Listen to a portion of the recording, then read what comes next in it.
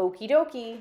Today, we are going to call Congressman Clay Higgins. Now, Clay Higgins is from the Louisiana 3rd. He is the only person, this is, once again, we're looking at the HR 4405. This was the Epstein Files Transparency Act. He was the only person to vote no on passing the Epstein Files Transparency Act. So we're going to call him and ask him why he did that. Answer. I also have some other questions for him because he's a big proponent of law enforcement. As you can see from his website, he's a huge supporter. He was a cop himself, and he thinks that January 6th was, that the Biden administration weaponized a response. So we have some questions for him about that and how it impacts what he thinks about ICE. So let's give him a call.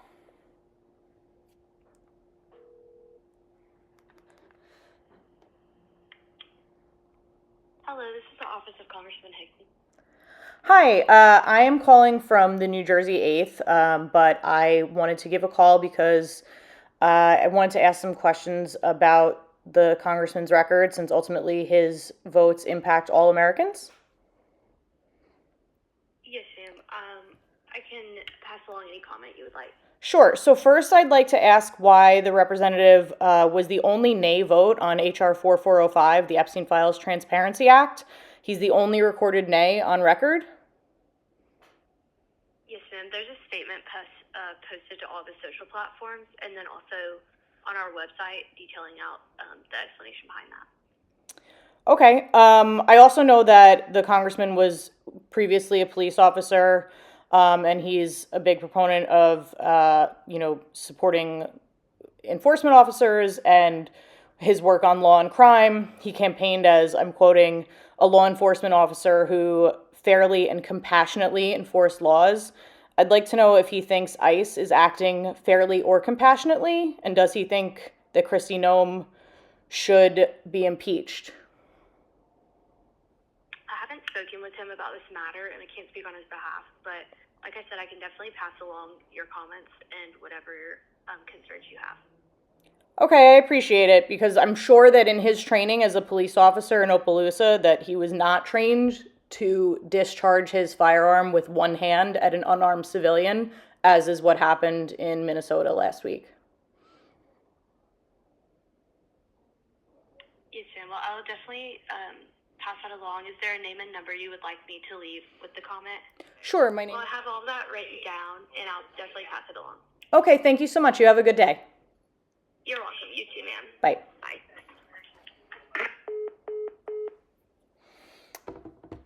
So, once again, we have people answering the phones of legislators that for some reason aren't empowered to speak on their behalf. I don't really understand why then they are answering their phones. I get that you need aides and secretaries and administrative assistants, but it seems to me that there should be prepared statements on these things. I will say that she's not wrong. There is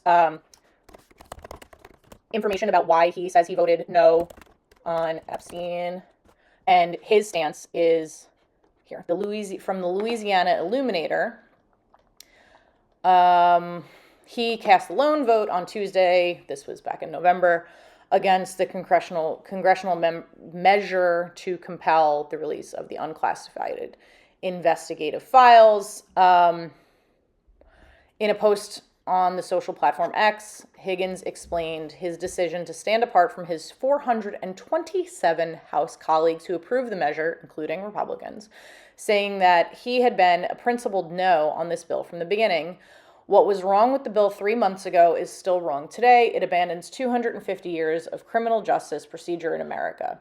As written, this bill reveals and injures thousands of innocent people, witnesses, people who provided alibis, family members, etc. If enacted in its current form, this type of broad reveal of criminal investigative files released to a rabid media will absolutely result in innocent people being hurt, not by my vote. Now, I don't entirely disagree with his take that people, witnesses, victims' names should be suppressed, but we are past that point on this bill. First of all, many people have known about Jeffrey Epstein for decades. Decades. Women have been speaking about Jeffrey Epstein for decades. So we're past that point. And many victims who frankly, I think are the only people who should be protected. Many of the victims have come forward at this time. Those who haven't, their names should still be protected if that is what they want. If you are a witness to something, I don't give a damn if your name is revealed, because you should have to come forward. You should be compelled to come forward and tell what you saw. This was today. We'll see what tomorrow brings. Have a good time. Bye.